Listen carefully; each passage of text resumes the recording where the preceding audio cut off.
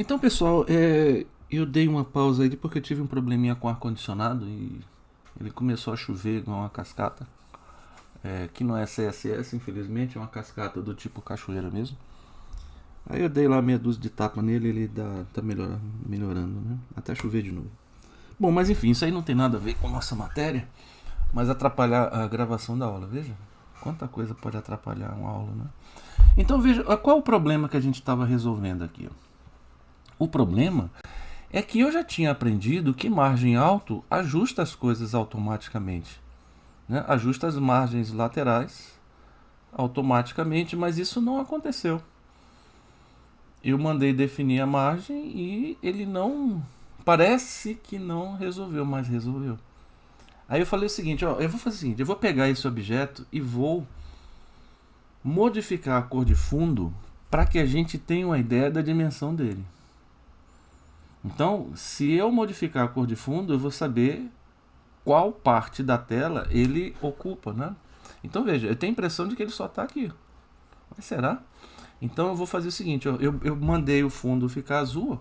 Olha o que aconteceu. Ele não ajustou as margens, por quê? Porque ele ocupa todo o espaço da largura da página. Então, ó, se eu quiser que ele se ajuste, ele não pode ter a largura da página, porque na largura da página ele já está ajustado, né? Então o que eu vou fazer? Ó, eu vou dizer o width. Então eu vou dizer o seguinte, ó, width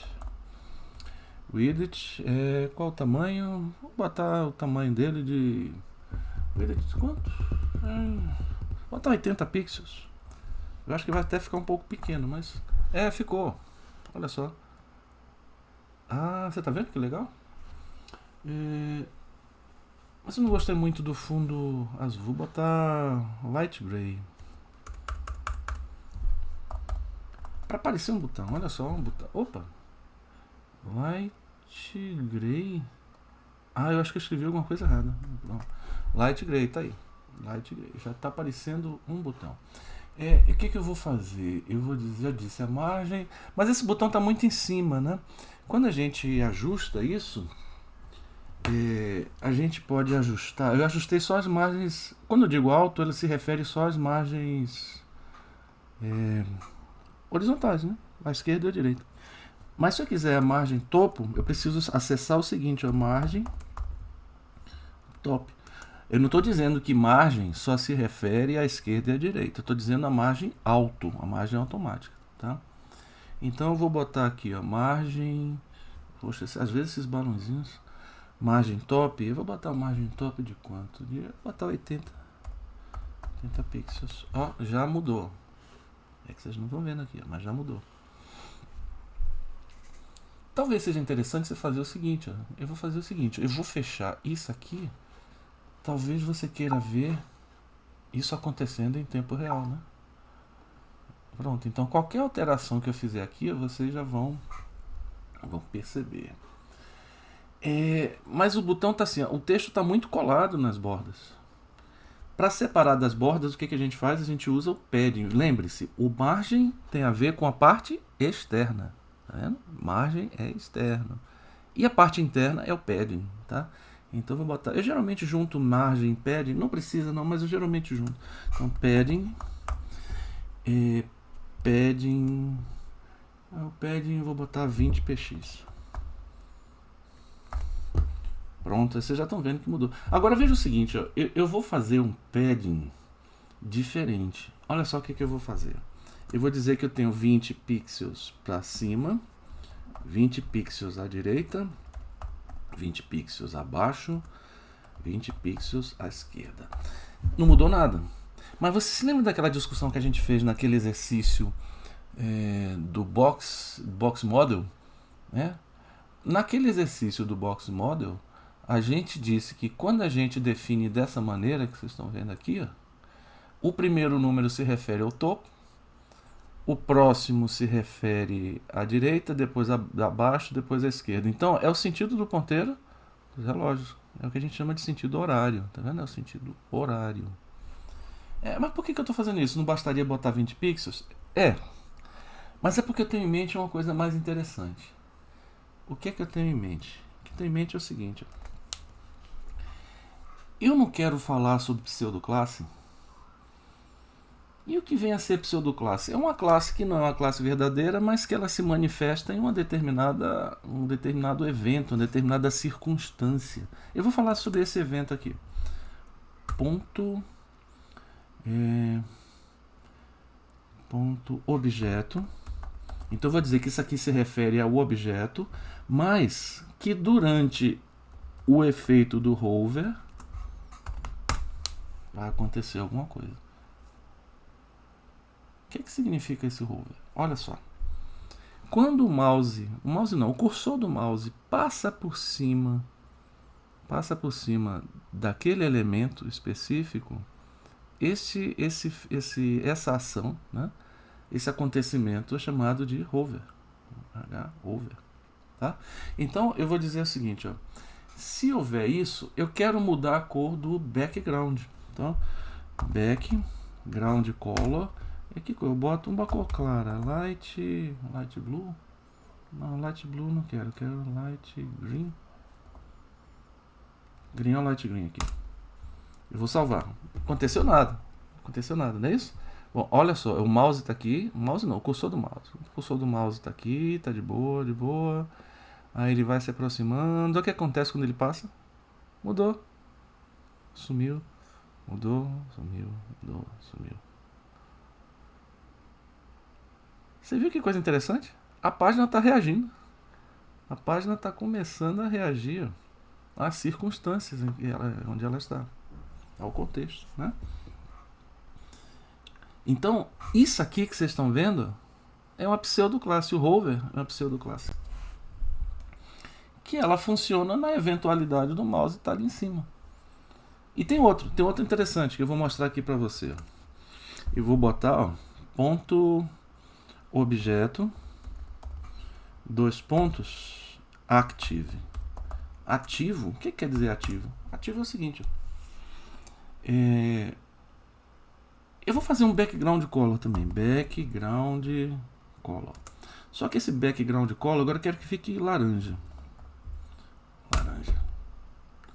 O que acontece para isso aqui ficar laranja? O mouse passando por cima? Não. Mas como assim ativo? Experimenta clicar com o botão esquerdo do mouse. Opa! E se eu clicar e não soltar? Não solteia. Ainda não soltei, tá vendo? Não solteia. Enquanto eu não soltar, ele está sob a ação do Active. Se eu soltar, volta. Então, aqui eu tenho a ver com a posição. E aqui tem a ver com o fato. Mas veja, se eu clicar fora, não acontece nada. Se eu clicar aqui dentro, enquanto eu não soltar o botão do mouse, ele não volta ao normal. Voltou. Ah, então isso aqui é Active. Então, clicou, mudou. Clicou, mudou. Agora eu vou fazer o seguinte, eu vou dizer... mas o que isso tem a ver com esse 20, 20, 20? Ó, eu quero fazer o seguinte, ao clicar esse botão, ele dê uma descidinha.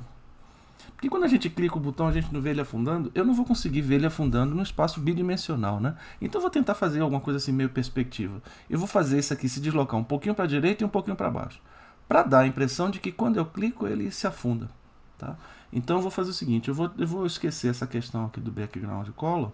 Mas como é que eu vou fazer ele se afundar? Se lembra que essa distância aqui, ó, é o padding? Então esse padding aqui é 20, então eu vou fazer ele descer 3 pixels. Não, vou fazer descer 5 pixels. Ele desce 5 pixels, mas se eu descer 5 pixels, o objeto vai aumentar o tamanho. Então eu tenho que diminuir 5 aqui embaixo. E se eu avançar isso aqui para a direita, aqui eu aumento 5 pixels, aqui eu diminuo 5 pixels. Mas eu tenho que fazer a contagem, ó, neste sentido. Então se isso aqui desce, aqui tem que aumentar. Então eu vou dizer o seguinte, ó, padding. Então se eu aumentar 25 pixels... Ali à direita vai ter que diminuir 5 pixels, é 20 menos 5, dá 15 pixels. Aqui embaixo vai diminuir também, 15 pixels. E aqui à esquerda vai ter que aumentar, porque ele foi para a direita. Então vai dar 25 pixels. Bora ver o que acontece agora se eu clicar. Apareceu aqui, vou clicar, ó. Ele deu uma descidinha, tá vendo? Clicou. Esse efeito pode simular um botão aplicando. Agora, para fazer isso, se você quiser simular melhor, o que você pode fazer? Você pode colocar uma sombra debaixo dessa aqui, e você pode fazer a sombra desaparecer. Se você fizer a sombra desaparecer, e talvez até colocar uma sombra diferente em volta, sei lá, alguma coisa assim, pode dar uma ilusão de que é um botão sendo clicado. Eu vou mostrar para você uma situação em que eu fiz isso. Olha só, eu vou pegar, eu acho que eu mostrei na primeira aula da gente, mas se você não se lembra da primeira aula, eu vou pegar ela aqui, ó. Onde foi que eu botei? Eu botei Git, Docs, aqui, apresentação, tá? A apresentação, aquilo que eu sempre mostro quando eu falo na primeira aula dos alunos. Aí eu tenho aqui alguns exemplos, né? Alguns exercícios. Digamos que seja programação front-end. Aí vou lá, programação front-end. Aí eu tenho alguns exercícios. Um dos exercícios que eu mostro é o seguinte, cadê? Aqui, a calculadora. Olha aqui a nossa calculadora, tá vendo? Parece uma calculadora. Não veja que eu botei aqui uma sombra, eu botei uma sombra debaixo dos botões, né? Para dar a impressão de que é uma calculadora de verdade. Agora eu vou clicar. Repare que a sombra diminuiu. Aqui também no 8. Eu vou apertar aqui, ó. Veja que a sombra diminuiu para dar aquela ilusão de que esses botões estão se deslocando. E a calculadora funciona, tá bom? Bom, enfim, eu vou fechar aqui. Não quero saber da calculadora. Não. Isso aqui foi só para mostrar a vocês a coisa funcionando, tá bom? Então, a gente definiu aqui, ó, uma pseudoclasse. Tá certo, pessoal? Vou fechar aqui isso aqui não interessa mais pra gente. Mas isso foi só pra gente entender o que significa pseudoclasse. Pseudoelemento vai aparecer logo a seguida. Então, a gente tem aqui, como é que a gente faz para definir as regras? Então, o que a gente viu antes foi como definir as regras. Agora, existem algumas maneiras, né? Veja aqui. Ó. Você pode fazer isso como atributo, né? O tipo do elemento e tal. Você pode fazer isso de maneira inline. Ó. Deixa eu ver aqui. Ó. Você seleciona o tipo de elemento, por exemplo, parágrafo, P, header. Então, é assim que a gente define as regras, definindo o tipo de elemento, né? O tipo de elemento é um deles. No código que eu passei para vocês, no código anterior, eu fiz isso com body, tá bom? Tá ok, vocês já viram isso. A gente define também ó, aqui o tipo de elemento, aqui um ID específico, então vocês viram. Isso aí vocês podem ver, esses slides, eles estão disponíveis para vocês lá no Classroom, tá ok? Então não vou me deter muito neles, porque vocês têm acesso a eles a qualquer momento. Aqui a gente tem alguns elementos, algumas classes e tal. Tá bom? Agora aqui ó, é o pseudo-elemento. O que eu quero dizer com pseudo-elemento? Opa, puxei. Pseudo-elemento é o seguinte, ó. Pseudo-elemento é um elemento que não é elemento de verdade, é claro, né? Porque é um pseudo-elemento, mas uma parte do elemento se comportando como se fosse um elemento real. Então veja aqui, ó. Isso aqui se chama capitulação, quer dizer que é o quê? Você pega a primeira letra do texto e faz ela se comportar como se fosse uma cabeça. Esse professor ficou maluco. É porque capta em latim quer dizer cabeça. Então isso era muito comum nos textos medievais, né? Até pouco tempo, ainda, acho que até hoje você ainda encontra alguns livros que fazem isso, né? Que querem dar um estilo e fazem a primeira letra ficar maior para causar aquele efeito estético. Tá? Mas o que importa é que uma parte desse elemento se comporta como se fosse diferente. Eu estou dizendo, ó, o tamanho dele é duplamente maior, a fonte é diferente, mas isso só vale para o primeiro elemento, a first letters. E como é que eu faço para identificar o pseudo-elemento? Aí tem algumas regras aqui. Depois vocês estudam essas regras. Isso aqui não é tão usado assim não, mas ainda vale, né? Então, o primeiro que vem depois, a primeira letra, a última letra, e assim por diante, tá? A pseudoclasse vocês acabaram de ver como é que a gente faz. Então, eu fiz um exemplo do hover, fiz um exemplo do active, vocês já viram aqui, isso funcionando na prática. Agora, se lembra que eu tinha falado de maneiras diferentes, acho que no vídeo anterior, um dos vídeos anteriores, eu tinha dito o seguinte, olha, para você inserir estilos na página HTML, você pode inserir estilos fazendo assim, ó, como a gente fez, que é ó, atribuindo ao CSS, né, um arquivo externo. Então, a página é atribuída a ela um arquivo externo. E esse arquivo externo é carregado no momento em que a página é iniciada. Tá vendo? Então, você pode fazer isso. Essa é uma das maneiras, inclusive é a melhor maneira de você trabalhar. Mas não é a única.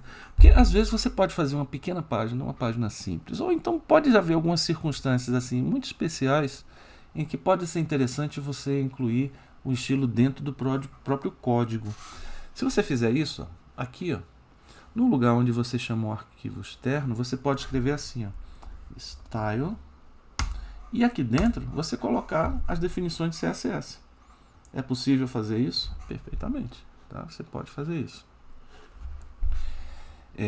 Outra maneira é essa que eu falei, e outra maneira também é atribuindo o estilo dentro da própria tag. Esta é que é a maneira original, como ela foi feita, como ela foi definida desde o momento em que o HTML foi criado.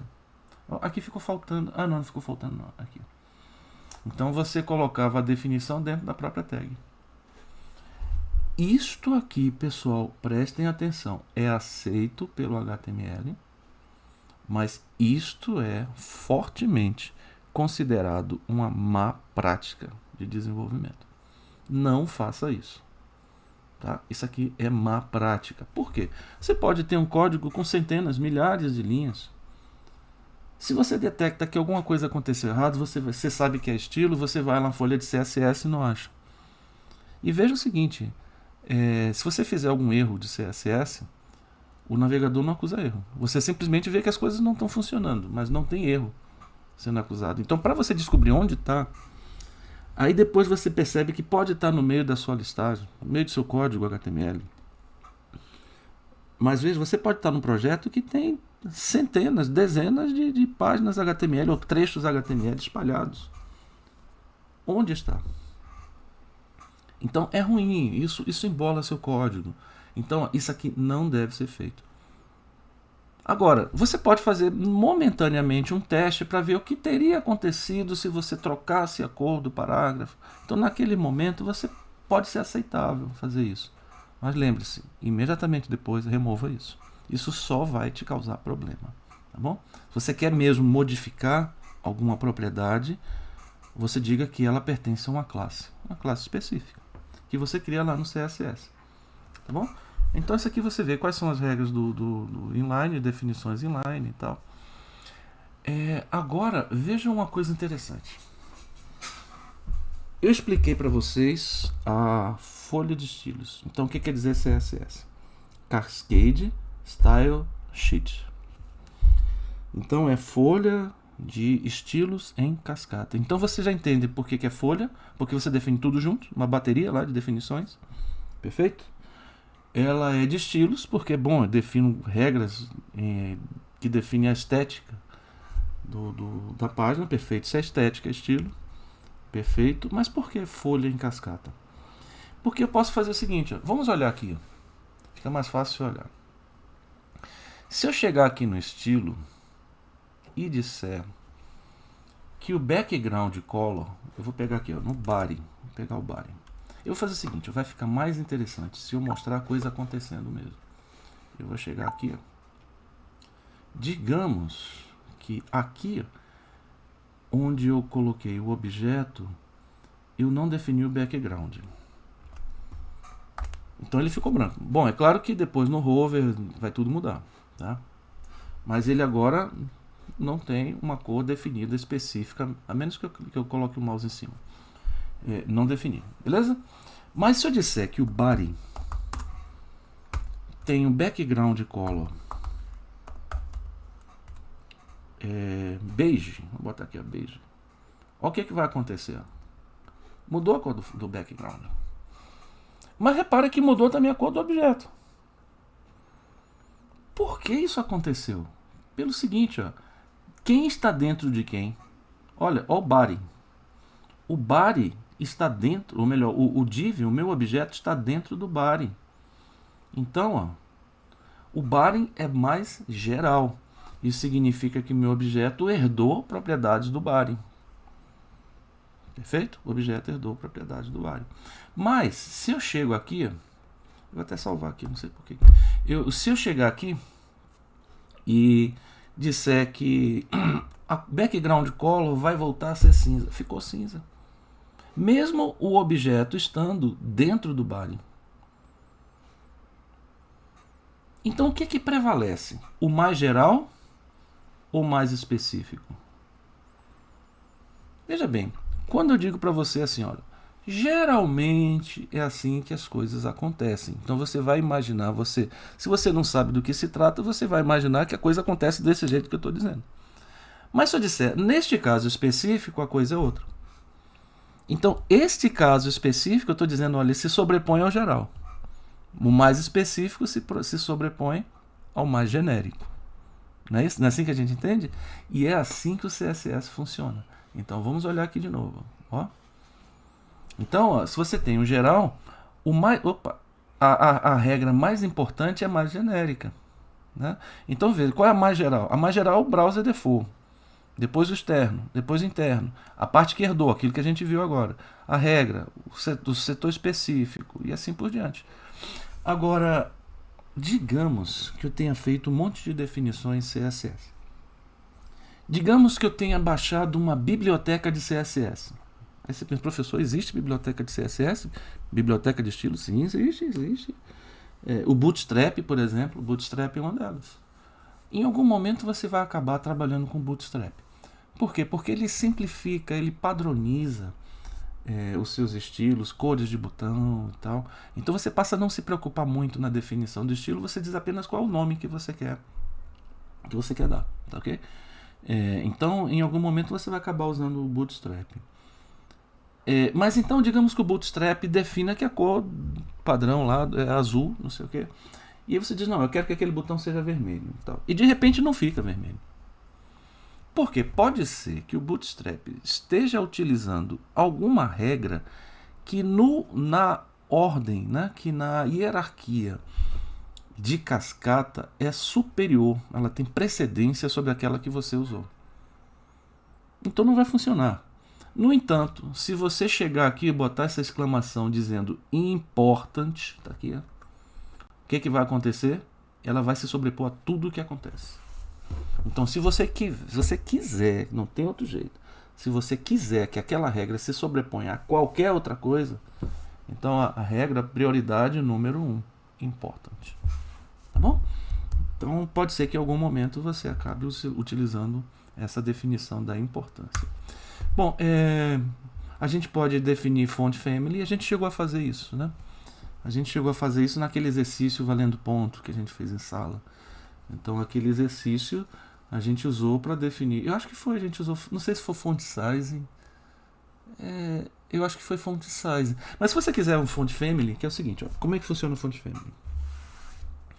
Você quer definir uma fonte. Aí você diz, ó, fonte, você define sua fonte. Mas será que o seu sistema operacional tem aquela fonte registrada? Veja, você escreve uma página, você desenvolveu uma página e essa página vai rodar no navegador de um monte de gente, de milhares de pessoas. Você pode garantir que aquelas pessoas têm as mesmas fontes que você está usando na sua máquina? Você não pode garantir. Então, se aquela fonte não existir, o sistema operacional vai usar a fonte que ela tem, vai usar a default. Mas então o que você faz? Então você cria uma série de fontes do mesmo tipo, ó, Courier New, Courier, Monospace, etc. Aí você define um conjunto de fontes. O seu navegador vai tentar achar todas essas aqui. Para que ele achar, ele vai acrescentar lá, ele vai definir na sua página. Agora, se todas elas falharem, ele vai voltar para usar a default.